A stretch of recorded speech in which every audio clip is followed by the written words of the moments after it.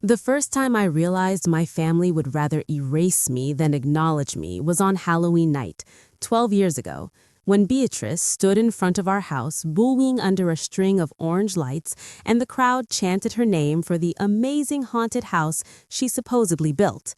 I was behind the curtains, covered in paint and glue, my hands still trembling from carving props until dawn, while my mother hugged Beatrice like she'd invented the holiday itself. They called her brilliant, creative, and gifted, and I just stood there, smiling weakly, pretending not to care as she soaked up the glory for something I had built piece by piece. Every bone in my body screamed, but I kept quiet because that's what I'd always done. Make peace, not waves. Even as a kid, I was the one sweeping confetti after her birthday parties while she took bows for decorations I'd made. Back then, I told myself it didn't matter who got the credit, that love was worth a little silence. But that silence became my cage. If you're enjoying this, please subscribe and share. Your support keeps the stories coming. Over the years, the haunted house became a neighborhood tradition. People drove from towns away to see it, not realizing I was the one who spent sleepless nights designing floor plans, sewing costumes, and programming flickering lights. Beatrice would post glamorous photos, posing with our parents in front of the fog machine, and the captions always read, "Couldn't have done it without my amazing family." Never my name, never a hint of truth. When I tried to correct her once, my mother laughed softly and said, "Sweetheart, Beatrice is the face of the family. Let her shine. You're the practical one." That word, practical, felt like a curse. I built her stages while she performed, and the applause always drowned out my heartbeat. But this year, something in me snapped. Maybe it was watching my daughter, Leela, struggle at school to take credit for her art because she said, "It's fine if no one knows I made it." Or maybe it was the exhaustion of pretending I didn't care while my life passed quietly in the background of someone else's spotlight. Either way, I decided this year would be different. Beatrice had announced that she didn't need my help for Halloween. She'd hired professionals. My mother called to reassure me, saying, "Don't take it personally, Livia, it's just business." But it wasn't business. It was betrayal wrapped in sugar. That haunted house was mine long before Beatrice knew what a fog machine was. So while she planned her grand production, I began working on something small, something real, my own haunted house, right in my backyard. It wasn't about outshining her, it was about reclaiming the part of myself I'd given away too freely. My kids were thrilled. Anthony drew monster sketches on napkins at breakfast, and Leela spent hours cutting paper ghosts. Every evening after work, we'd drag boxes of decorations out of the garage, laughing as we untangled lights and painted old sheets. There were moments I almost cried, not from exhaustion, but from how alive I felt. My kids saw me as someone capable, not invisible. We built it with our hands, our hearts, and a budget that could barely stretch to a pizza night, but it was ours. We didn't have big sponsors or fancy props, just creativity and determination. I even built a small maze out of wooden pallets and leaves, threading twinkle lights through the cracks so it glowed like something out of a dream. On Halloween morning, as I stood in my yard watching the lanterns sway gently in the wind, I felt something I hadn't felt in years: pride. The first guests arrived just before sunset, a trickle of curious neighbors holding their kids' hands. I expected polite smiles, maybe sympathy visits, but within an hour, laughter filled the air. People gasped at the illusions, clapped at Leela's storytelling, and even filmed Anthony's spooky sound effects on their phones. My tiny backyard was alive, pulsing with a warmth and excitement. I didn't realize how much noise happiness made until that moment. And then, like a chill crawling down my spine, I saw her, Beatrice, walking toward me with our parents. She looked flawless, of course, designer coat, perfect hair, that sharp smile she used when she wanted control. My mother trailed behind her, clutching a clipboard, as if she were still managing one of Beatrice's grand events. I felt my stomach twist. Oh, Livia, Beatrice said, her tone dripping with feigned delight. You didn't tell me you were doing your own little thing. We were just on our way from the community center. People kept asking why we had two haunted houses. We thought we'd stop by and help you out. She stepped forward like she owned the place, scanning the crowd as though planning how to rearrange it. My father nodded stiffly, already reaching for the extension cords. For a moment, the old habit kicked in. I almost stepped back to make room. But then I looked at my children, their faces glowing with pride, and something inside me locked into place. I appreciate it, I said evenly, but we've got it handled. You're welcome to enjoy it as guests. My mother blinked in disbelief. Guests, she repeated, as though the word were an insult. Beatrice's smile wavered. Livia, come on. You can't seriously be doing this without us. This event has always been our family's tradition. Her voice rose slightly, catching the attention of the nearby crowd. You can't just... Before she could finish, Mrs. Rodriguez, our elderly neighbor, stepped in loudly. Funny, she said, crossing her arms. I've lived here 12 years and never once saw you building this haunted house, Beatrice. Every year it was Livia out here with the kids, working till midnight. Don't pretend otherwise. A murmur spread through the crowd. Beatrice froze, color draining from her face. My mother's mouth opened and closed, searching for words. And for the first time, I didn't shrink. I stood tall, meeting their eyes calmly, as if daring them to deny it. Beatrice huffed, muttered something about needing air, and stormed off down the street, my parents trailing behind her in brittle silence. The crowd turned back toward me, clapping softly as if justice had been served right there under the Halloween lights. My hands were shaking, not from fear, adrenaline, pride, freedom. The rest of the night passed in a blur of laughter, flashing lights, and the sound of my daughter's confident voice leading groups through the maze. People I didn't even know came up to thank me, saying it was the most creative haunted house they'd ever seen. I wanted to freeze that moment forever, the warmth of belonging, the validation I never thought I'd get. But deep down, I knew my family wouldn't let it end there. Beatrice never surrendered gracefully. As I tucked my kids into bed later that night, I heard my phone buzz with a new message from Beatrice. Just 6 words glowing on the screen. We need to talk. Tomorrow? Lunch? I stared at it for a long time. My heartbeat steady, but my mind already racing. I had no idea whether she wanted to apologize or retaliate, but either way, I knew one thing for certain. Tomorrow, everything was about to change again. The restaurant smelled like polished wood and pretension, the kind of place Beatrice always chose when she wanted to remind me who had the upper hand. She was already sitting when I arrived, wearing her pearl earrings and that impossible-to-smudge lipstick that made her smile look like a weapon. Mom sat beside her, straight-backed, judgment hidden behind politeness, while Dad scrolled through his phone as if he'd rather be anywhere else. "You're late," Beatrice said before I'd even reached the table, not looking up from the menu. I glanced at the time, 11:49. "By a minute," I replied quietly. She raised a brow, smirking. "Some of us value punctuality." I sat opposite her, letting the silence stretch. The waiter approached, but she waved him off. "We'll order in a moment," she said, eyes still fixed on me. The tension hummed like static. "So," she began, flipping the page of her menu with manicured fingers, "Dad and I were talking. We think it's time to stop this division. It's bad for the family image." I stared at her. "Division?" "You know," she continued smoothly, "2 haunted houses, 2 Gomez events. It's confusing for the community. We thought next year you could focus on the kids section while I handle the main house. That way everyone knows where to go." Her tone was syrupy, rehearsed. Mom nodded approvingly.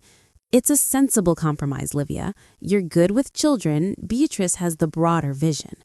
My stomach twisted, but I kept my expression neutral.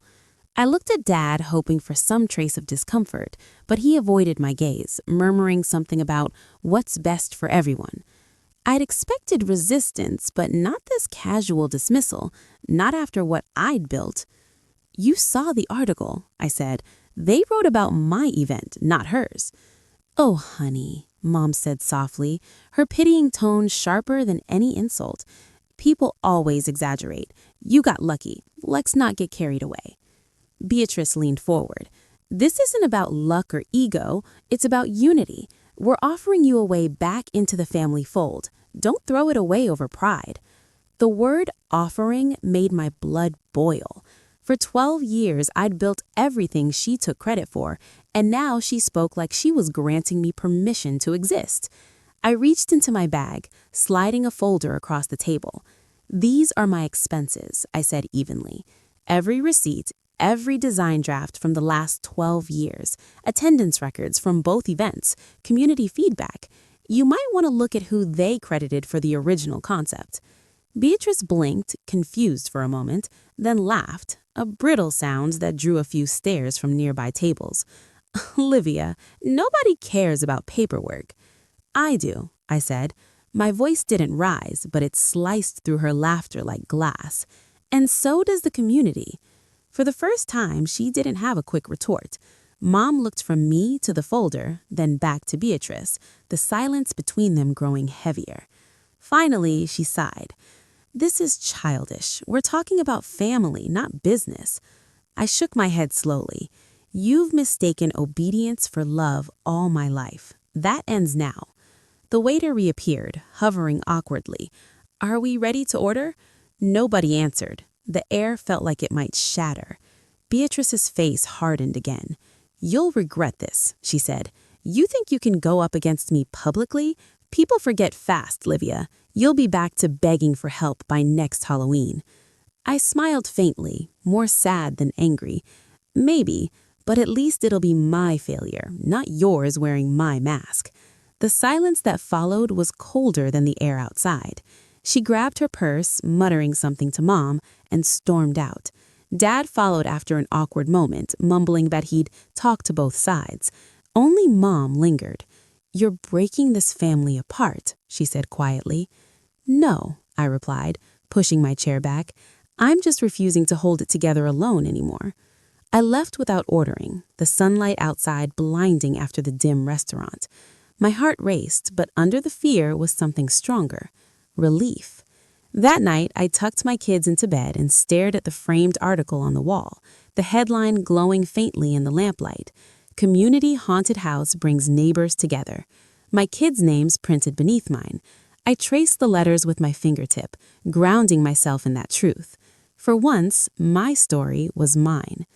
Over the next few weeks, the silence from my family was deafening. No calls, no texts, not even the usual guilt-laden check-ins. At first, it was peaceful. Then, one Sunday morning, I opened my email to find a flood of messages. Cousin Jennifer, Uncle Robert, even Mom's bridge partner. They all had opinions. Beatrice is hurt. Dad's health is suffering because of this tension. Why can't you just be the bigger person? Every message dripped with guilt, pulling at old reflexes I thought I'd buried. I almost replied, almost apologized for standing my ground. But then I saw a new email from the community center director. We'd like to discuss the possibility of you leading next year's haunted house as a sponsored community event. My breath caught. I reread it twice, certain I'd misinterpreted. Sponsored, official, recognition that didn't depend on family approval. My hands shook as I typed a reply, my heart thunding so hard I could feel it in my throat. I said yes. The meeting happened 2 days later in a small conference room that smelled faintly of coffee and floor polish. The director, a kind woman named Joanna, shook my hand and told me how impressed they'd been by the turnout and creativity of my event. She said we want something that feels personal, inclusive, something that brings people together, and that's exactly what yours did. I nodded, trying to hide the emotion threatening to break through. For the first time, someone saw my work for what it was, not as a shadow of someone else's. That night, I told Antonio and Lila the news. They screamed, jumping around the living room. Does that mean we get to help again? Antonio asked. Of course, I said. This is our project. Can we make the fairy lights brighter this time? Lila added, eyes wide. As bright as you want. Their excitement filled the room, washing away the residue of every bitter conversation. Months passed. The haunted house grew from a backyard dream into something bigger, a full-scale community project, with volunteers, local sponsors, and parents from the neighborhood contributing props and materials. Every day after work, I'd meet with a team at the community center, sketching layouts, designing lighting effects, testing sound cues. It was exhausting and exhilarating, a kind of work that left me bone-tired but deeply alive. Occasionally, I'd catch wind of Beatrice's attempts to reclaim her spotlight, rumors about her original Gomez tradition, whispers that I'd gone rogue, but nobody seemed to care. They'd seen my event, seen the joy it brought, and that spoke louder than any rumor. The weekend before opening night, while I was setting up papier-mâché trees with Antonio, my phone buzzed. Beatrice. The message was short. Proud of you. Let's talk soon. I stared at the screen for a long moment, then locked the phone without replying. Maybe she meant it, maybe she didn't, but either way, I didn't need her validation anymore. On Halloween evening, the lights flickered on, casting golden glows across the community center lawn. Parents gathered with cameras, kids in costumes buzzed with excitement, and volunteers in matching shirts moved efficiently between stations. Lila, in her witch hat, directed younger children through the enchanted forest, while Antonio explained the glowing mushroom path to a group of teenagers. I stood near the entrance, clipboard in hand, watching it all unfold. The laughter, the teamwork, the shared pride. Sarah appeared beside me, whispering, "Channel 8 is here. They want to interview you." My heart jumped. Last year, the thought of a camera would have sent me spiraling, but now I nodded calmly. "Tell them I'll meet them by the arch." I smoothed my jacket, taking one steadying breath before stepping into the camera light. We're here with Livia Gomez, lead designer of the Ridgefield Community Haunted House. Livia, what inspired this event? I smiled, glancing behind me at the glowing paths where my children's laughter rang out. Community, I said simply, and the belief that sometimes the best traditions start small, when someone finally decides to stop being invisible. The interview ended with applause from nearby volunteers.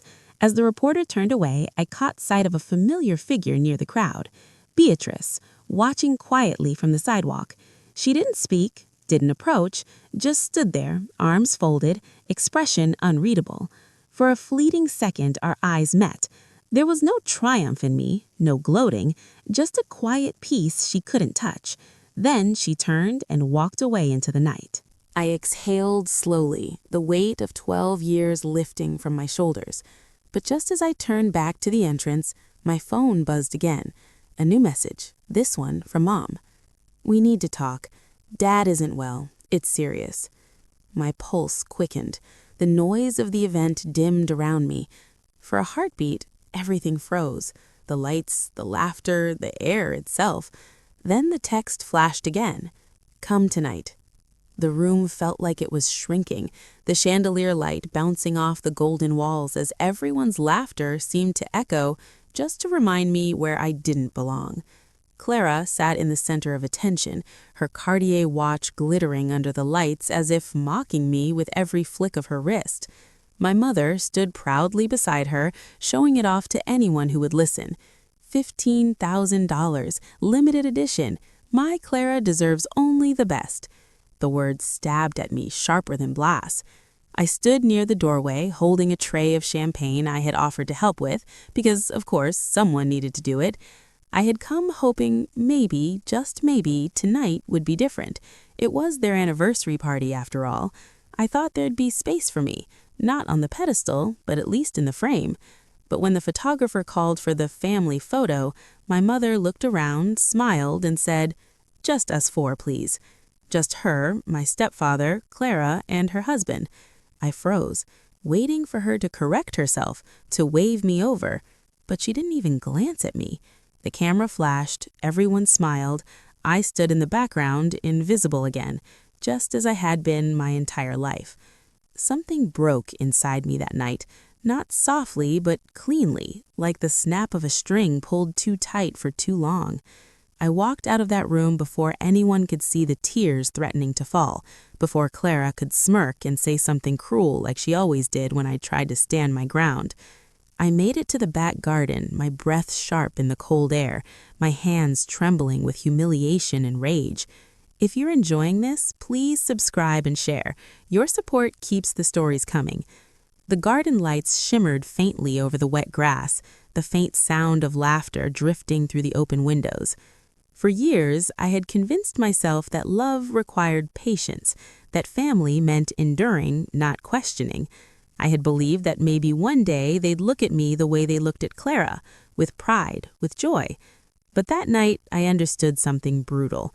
They didn't want me to shine, because my light reminded them of their shadows.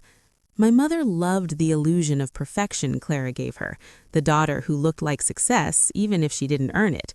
I was the one who worked, who paid bills when Mom couldn't, who handled hospital forms when Dad died, who kept the family afloat, quietly.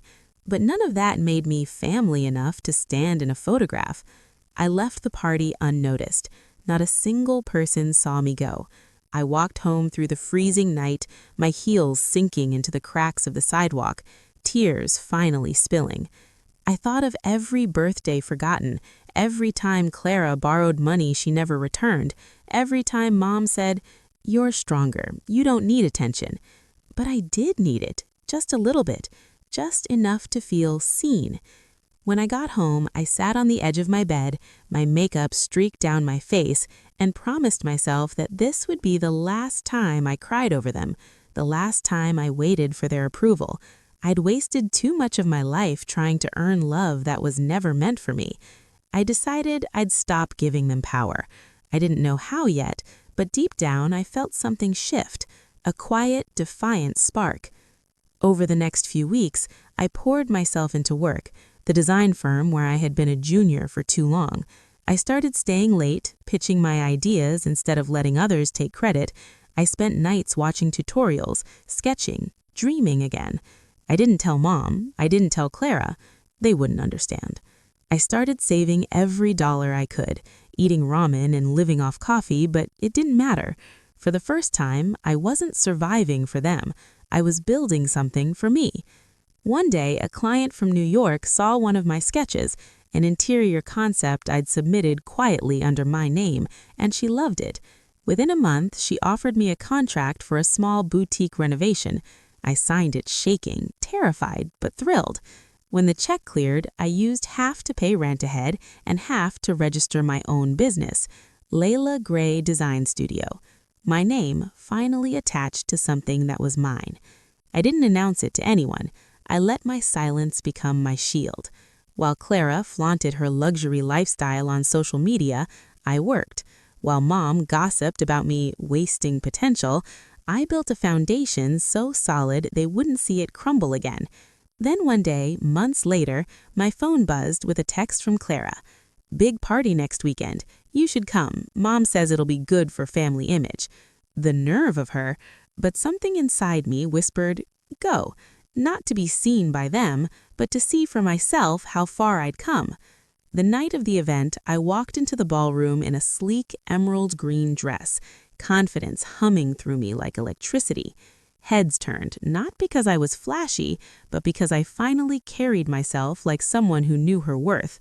I saw Mom first, her eyes widening as if she didn't recognize me.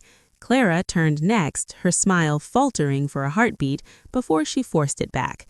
"Layla, you came," she said, pulling me into a hug that felt more like a performance.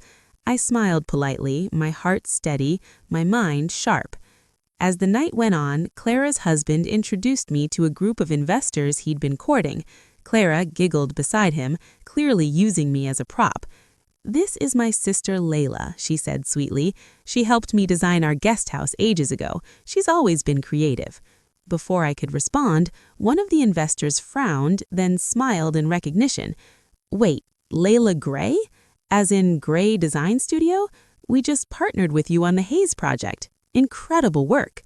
The room fell silent. Clara blinked, her hand tightening on her champagne glass. Mom's lips parted, her eyes flicking between me and the man who had just exposed the truth she never wanted to face. I simply smiled. "Yes," I said softly, "that's me." Clara's fake laughter crumbled into silence. For the first time, I didn't shrink. I didn't explain. I let the truth sit there, glowing brighter than her watch ever could. The investor continued praising my work, mentioning my growing reputation, upcoming projects. I watched as Mom's pride turned into regret, as Clara's envy twisted her perfect smile, and that's when I realized I didn't need revenge. My success had already spoken louder than their cruelty ever could. Still, a part of me wasn't done. I excused myself from the circle, heading toward the balcony, the city lights stretching endlessly beyond the glass. Behind me, I could feel their stares burning. I took a slow breath, the cold air brushing against my skin, and smiled, not out of arrogance, but out of freedom. But just as I was about to leave the balcony, I heard Clara's voice trembling behind me. "You think you're better than us now, don't you?" she whispered, her tone cracking under the weight of insecurity. I turned, my heart calm, my voice steady. "No, Clara," I said softly. "I just stopped believing I was less." Her expression hardened, but before she could speak again, Mom appeared behind her, eyes glassy, guilt heavy in her posture. "Layla," she began, her voice barely above a whisper, "we need to talk." And in that fragile moment, standing under the soft glow of the city, I knew this confrontation was years overdue. I turned toward her, ready to listen, not as the forgotten daughter, but as the woman who no longer needed to beg to be seen.